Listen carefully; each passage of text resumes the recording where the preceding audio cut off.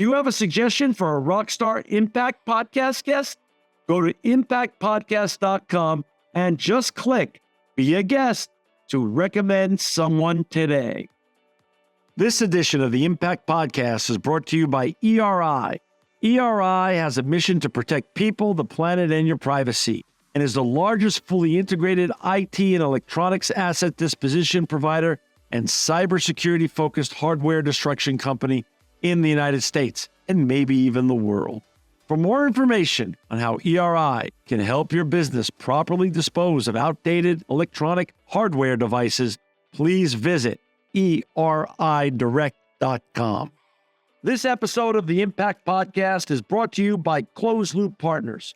Closed Loop Partners is a leading circular economy investor in the United States with an extensive network of Fortune 500 corporate investors, family offices, institutional investors, industry experts, and impact partners.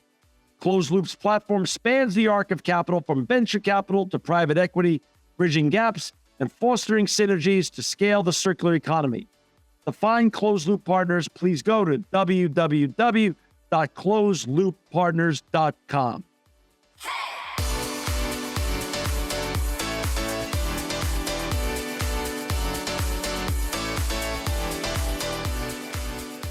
Welcome to another edition of the Impact Podcast. I'm John Shigerian. I'm so honored to have with us today Erin Baudo-Felter. She's the VP of Social Impact and Sustainability at Okta. Welcome, Erin, to the show.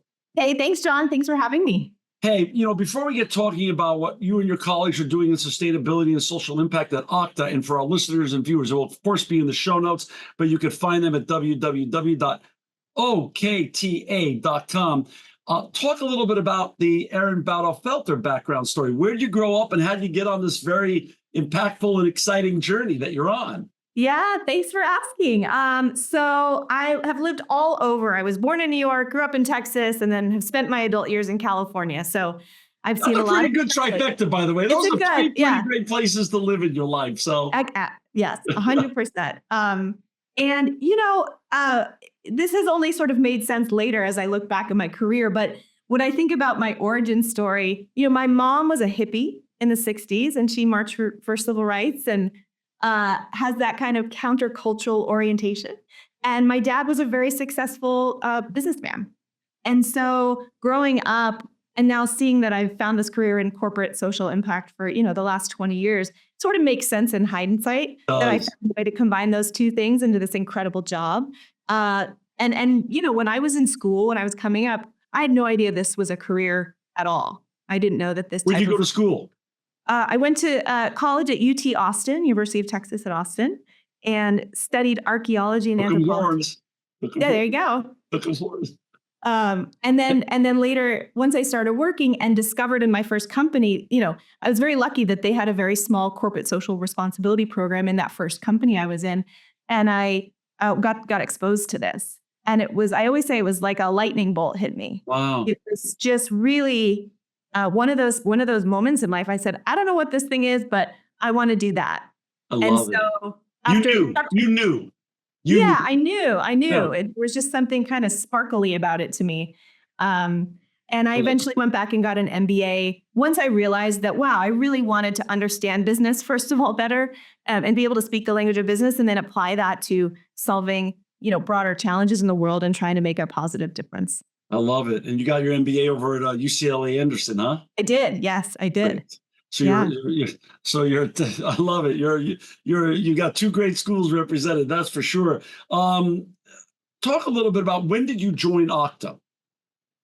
So I joined Okta at a very cool time. I joined Okta, unbeknownst to me, weeks before they IPO'd. So I joined in 2017. Wow. Okta was founded in 2009. So still a very young company when I joined. There were only about 800 employees. I joined as the first person to come in to do social impact, as my whole job. And the company had just taken the 1% pledge, which is essentially a giving pledge for companies. Were they already, did they already have a sustainability program, or did social impact, was that their first toe in social impact leading into sustainability? So social impact came first and sustainability came later. Got it. So you were walking into what I like to call, with so many of your fraternity colleagues in the sustainability and impact field, you were walking into that proverbial white page. You had a clean Absolutely. slate. So, Blank slate. so talk a little bit about that. Like, that could be both unbelievably exciting, but unbelievably scary at the same time. How did you figure out, where do you start? Like, where, obviously you and I know sustainability is a journey. There's no finish line. Impact is a journey. There's no finish line. And you can read it very broadly or very narrowly. How did you go about looking at how broadly or narrowly to approach this very important, social impact topic? Yeah. Yeah. I mean, you nailed it. It is very overwhelming wonderful, but also overwhelming to walk into a situation where it's like, it could be anything. Yeah, The true. good news about Okta, and one of the reasons why I joined the company, is that even though it was a blank slate in terms of a social impact program, the culture of the company was all about this from the very beginning. So the company's founders, Todd McKinnon, who is still the CEO, Frederick Harris, they founded this company with the idea that they wanted to attract people to solve really big problems for the world. And Okta is an identity security company. So we're solving very, very complex technology and security challenges for organizations all over the world. And so they wanted to attract people that wanted to solve really big, hard problems, but also that had a sense of the world outside of themselves. And so giving back, making, this a part of Okta's values was sort of a seed that was planted at the very beginning. And then as the company grew, what's I think so beautiful about how they've led the company is at each stage where we got bigger, had more resources, had more influence, had more of an ability to take those steps, social impact and giving back was a part of that. And that's what happened when I joined at the IPO, is that the company took the 1% pledge and actually made a commitment, in our S1 filing document that you can Google and go see and find that there was a commitment to launch Okta for Good, which is the name of our social impact program. So that's kind of, what I walked into. And so it made it easier, I guess, a little bit less scary to sort of center on what was important. That's great. I want to go into Okta for Good in a second. So let's for our audience and listeners, I want to just I want them to level set and understand who Okta is, though. Let's go back to that. Where is physically the offices for Okta, the founders? Where are they at? So Okta was founded in San Francisco.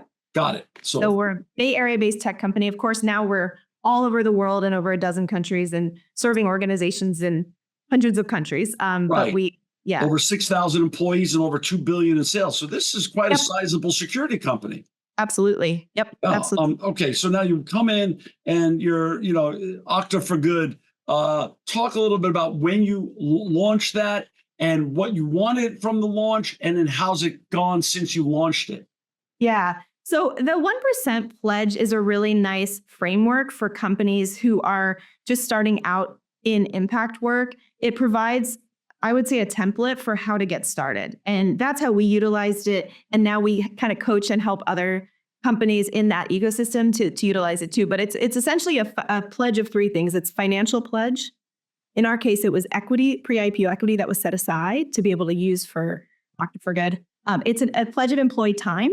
So employee volunteerism, getting your team to be able to give back. And we made a pledge around giving employees 4 days off every year to volunteer. We do lots more than that. And then it's a pledge of product. So for a company like Okta, that's a SaaS company, a software company that is working with organizations who are licensing our identity security products, we were able to commit to making some of that free and available for nonprofit organizations. And that has since grown into a very, very large and significant part of our business, both for the impact we can drive by making nonprofits more secure who get it for free because they're small, and also for very large nonprofits who are paying customers and who have some complex challenges, just as any of our customers would. So that's kind of how we started the program. The sustainability, as you mentioned, got added on a few years in, and now it's evolved, I would say, out of that initial Pledge 1% framework. I think of it as training wheels for companies, where it's like, if you don't know what to do yet, you just get started. And now we've really been able to evolve out of that and come up, I think, with a much stronger point of view of the impact we want to have in the world as Okta uniquely, and the ways in which that we do that. How big is your team? Because social impact, as you and I know, can be a full-time plus job. Sustainability on its own can, and having them both underneath you, that's a lot. So how big is your team now, and how do you go about, developing a culture at Okta from basically ground zero is what you've done in terms of being impact and sustainability minded and buying into that kind of cultural shift that's really important. Yeah. So my team is still relatively small. It's about a dozen people. Still small. Wow. Right. That's great. And we're pretty evenly split across sustainability and ESG, across social impact and philanthropy and employee engagement, and then across this third area of what we call tech for good, which is how we serve nonprofit organizations with our products and services. So that's the split. Again, it was just me 7 or 8 years ago, a team of one. And so one of the things I think has been most interesting is to be able to build a team step by step.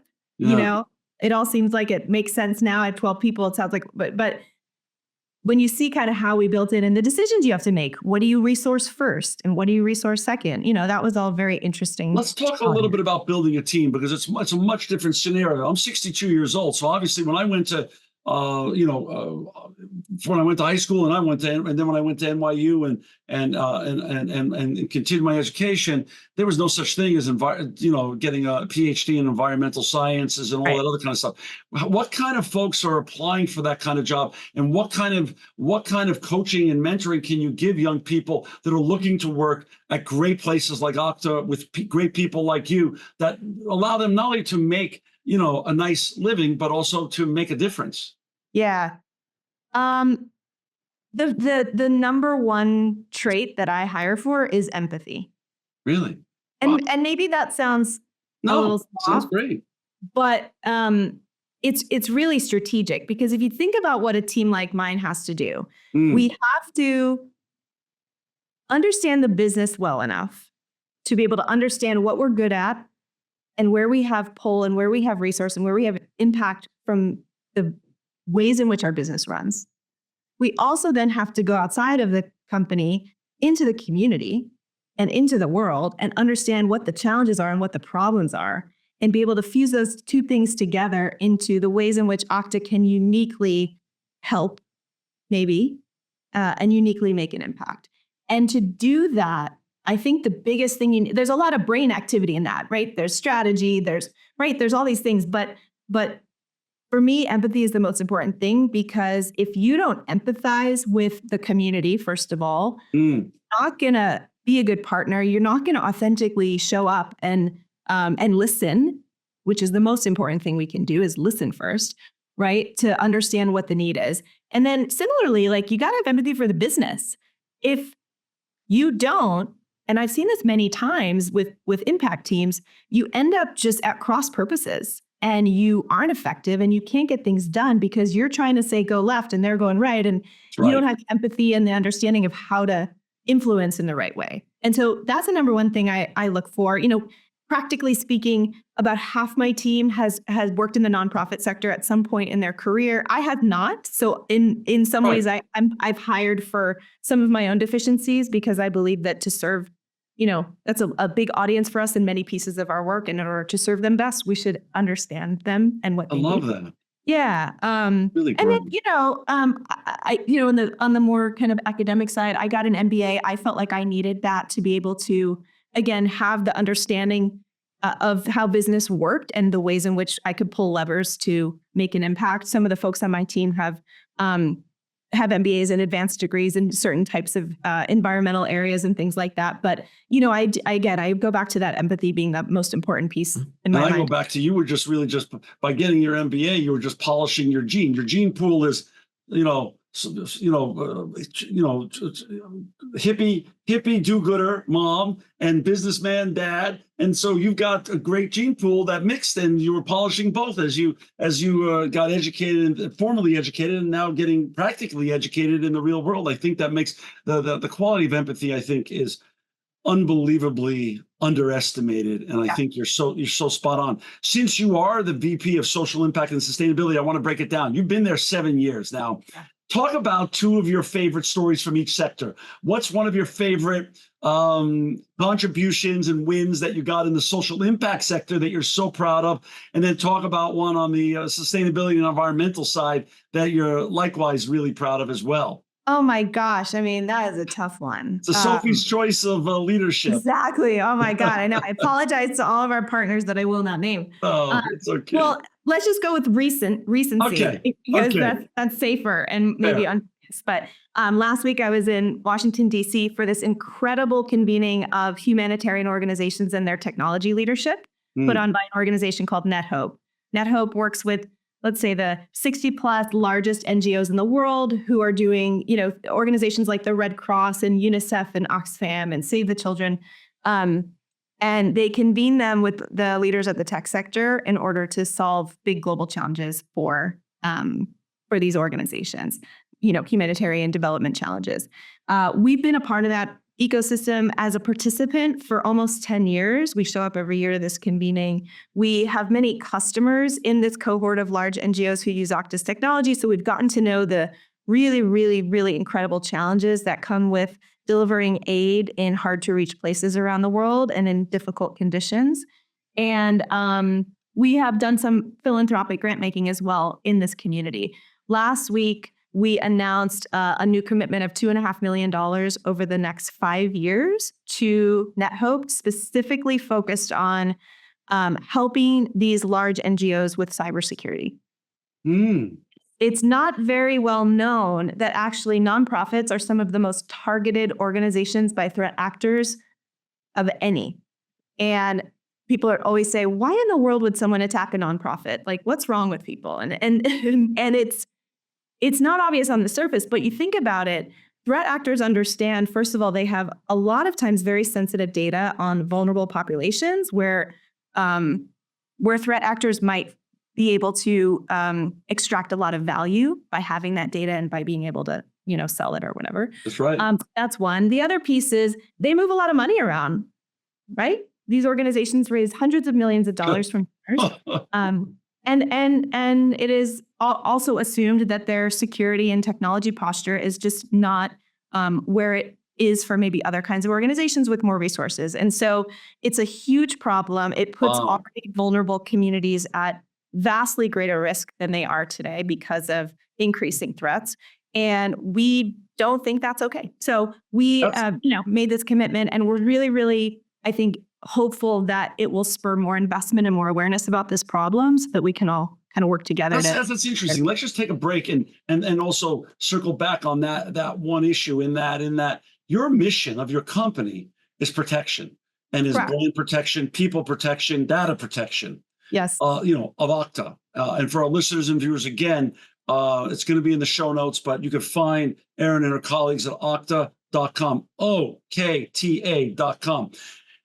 Okay, if sustainability really equals resilience, there can be a great argument made that cybersecurity is really one of the key pillars of any good sustainability program.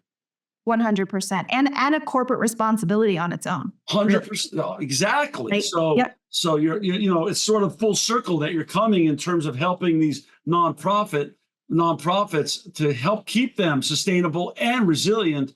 Yeah, offering them the best that's out there with regards to cybersecurity hygiene sounds like so logical and such a great mission. Great. Yeah, thank you. Yeah, I mean, very, very well said. And it's really kind of wonderful to work at a company where the whole deal, everything we do is delivering a net positive to the world, because as you said, we are protecting people. We are protecting the most important thing. We are protecting identities. And it's interesting because, again, not a lot of people know this, but more than 80% of all cyber attacks come from some kind of compromised login or compromised identity, right? And you can think of all the silly examples in your life where you see the email and they ask you to click the link and, and if you do, and put the password in, you're in trouble. And so this is happening all over the place. And so Okta's core business of identity security, of making organizations safer, making the people that access those technologies safer, is such a net positive. And then what my team does is we get to think about the ways to extend that beyond where maybe the business is today, right? So we get to think a little bit further out in time, a little bit further out in different communities, and bring that to new places. Talk about an environmental partnership or win, or that you've been really proud of and excited about. And again, this is just one of many, so we're not trying to disqualify or minimize the others, but this is just totally you for a story. So Okta is a technology company. We don't manufacture anything. We don't make anything. We don't own a whole lot. We're a pretty lightweight asset light. A little asset light. But like many other technology companies, our big impact is energy use, right? And running our service and the people that come to work and the ways that they need to be powered. And things like that. So a lot of and in fact, our first environmental commitment that was public was around renewable electricity. So we made a commitment several years ago to 100% renewable electricity for our offices. We extended that then to cover our employees' remote work when we moved to remote work. And then we also extended that to Okta's service itself and how it runs, so that we can say to our customers that Okta service is running on 100% renewable electricity for you. Got it. So that's kind of like a nice headline. Cool. Right. Many companies do that. Right. But that's good. It's still good. All right. Thank you. Yeah. Underneath, the thing that I'm really proud of is part of the strategy for meeting that commitment is to purchase what's called renewable energy certificates, right? Okay. Or if people know. And you can purchase them in a variety of ways. You're essentially purchasing, energy generated by solar or wind, and applying that to your own operations. We have made an intentional choice to look for renewable energy projects that also have an additional social benefit, so that by investing in them, we're not just helping ourselves and helping the environment, but we're also helping communities. So one example of this is a program we found years ago. It's called the California Bright Schools program. And what they've done is they work with public schools to put solar on the roofs. We work with a school in Milpitas, California, not too far from our headquarters. And that solar is generating clean energy. The schools have a revenue stream because companies like Okta purchase that and apply it again to our own operations. And then guess what? The students who go to school there get to learn and see how solar energy works. So it's just been this beautiful partnership. We have several others that are similar to that. Brilliant. But it's so really you're cool. Not only offsetting your energy use, but you're actually then making then the ripple even goes farther. You're also making a social impact with the purchase of the energy offsets that you're making. Correct. Brilliant. Correct. I love it. So we're really excited about that. We think companies can be doing a lot more of this. It's not that hard. You just have to know to ask for those types of projects and find them. And sure, some of them might be a little bit more expensive than the very, very cheapest of rec programs. But we think that the benefit is absolutely there, and we're really proud of that. Erin, you've been at Okta now for 7 years, but you're very young and you've got a huge career and blue sky in front of you at Okta and beyond. Talk a little bit about what are you excited about? What are some of the greatest opportunities and priorities ahead for Okta for good in the next 1 or 2 years that we're looking at right now, 25 and 26? Yeah. So I'm not that young, by the way, but thank you. Hey, when you're 62, you're young, okay? You're much closer to my daughter's age. So all right. You're young. All right. So what am I excited about? So earlier this year, we announced a new, very large commitment. So we announced a $50 million 5-year philanthropic commitment from Okta to the world. And the intention of these funds is to build a more secure world. That's the headline. So what are we doing with that? So a big chunk of that is going to things like I just talked about, like with NetHope, where we're helping nonprofits and other vulnerable organizations to be more protected against cyber threats. We're investing in climate action, and in particular, frontline communities who are impacted first and worst by climate change, and solutions developed by those communities. And then we're also investing in what we see as a digital equity issue, which is how do we get more ready, trained, diverse talent from all kinds of communities to get into the field of cybersecurity, to get into this field that Great point. That pays well, you can make a living, that every company needs more cyber talent than we have today. And it's a job with an inherent purpose of making the world a little bit safer and a little bit better, which is, I think, something that a lot of us clearly look for in our work and value in our work. So we're making some big moves to partner with organizations who are training the next generation of cyber talent. We just announced a really cool partnership with a nonprofit called CodePath a couple weeks ago. CodePath works with underrepresented college students and industry leaders in the technology field to create like real world curriculum that is very, very translatable into jobs. And the students graduate and go on to work in all the biggest tech companies you can think of. We are partnering with them to create a hands-on cybersecurity lab that was going to reach 3,000 students in the next year. And the idea is that to get a job in cyber, it's a good job, but getting that first job is really hard because you need real world experience. And how do students get real world experience if they don't have the job? And how do you get the job if you don't have the experience? And so this lab is one way we're trying to test a new model of how we might bring hands-on training informed by industry experts like Okta and others to students to be able to give them that experience so that they can be more job ready sooner. Erin, does your sustainability and impact report, does that get published every year now? It does, yeah. So it'll get published late February, early March annually. So the next one will be coming around that time frame, and a lot of this will be in there. Yeah, and it lives in perpetuity on your website. It does. Yep. Erin, you're doing so many things, and you get to have this fascinating straddling of two great trends that are so important to this planet right now: social impact and sustainability. Where do you find your inspiration outside of Okta? I always say to my guests, because I really truly believe it, I've been doing this show 17 years, so I have the unique and wonderful position of being able to meet, I think, one of the greatest fraternities in the world: social impact officers, sustainability officers.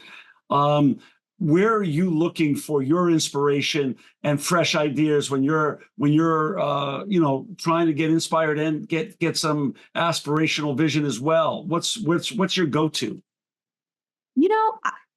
The reason this job is the best job in the world is that every day I'm talking to somebody who's helping do something that makes the world better. Like that's the cohort I get to hang out in. And of course, there's a whole other side of it that's like, it's just a job like any other, and there's hard things too. But the fact that, even in just the last few days, I have spoken to several emerging social sector leaders who understand things like collaboration and understand things like systems change and understand things like how to take risks and innovate in the right ways, like in a way that we have not seen before. And so I'm really hopeful that this new generation of social sector leaders, whether they're working in nonprofits, whether they're working in climate tech startups, whether they're working in companies like mine, understand this like interconnectedness that we all that is the way toward the answer for all of us in terms of how we solve some of these big problems. And so I'm really, really hopeful for, where we go from here with them. Well, Erin, I really just want to say thanks for what you're doing. I want for our listeners and viewers that will be in the show notes to find Erin and her colleagues and all the important work they're doing in social impact and sustainability with Okta for Good. Please go to okta.com, www.okta.com. Erin, thanks not only for spending a half hour with us today, but more importantly, thank you and all your colleagues at Okta for the work that you're doing in making the world a better place. Thanks, John. This edition of the Impact Podcast is brought to you by Engage. Engage is a digital booking platform revolutionizing the talent booking industry. With thousands of athletes, celebrities, entrepreneurs, and business leaders, Engage is the go-to spot for booking talent, for speeches, custom experiences, live streams, and much more. For more information on Engage or to book talent today, visit letsengage.com. This edition of the Impact Podcast is brought to you by ERI. ERI has a mission to protect people, the planet, and your privacy, and is the largest fully integrated IT and electronics asset disposition provider and cybersecurity-focused hardware destruction company in the United States, and maybe even the world. For more information on how ERI can help your business properly dispose of outdated electronic hardware devices, please visit eridirect.com.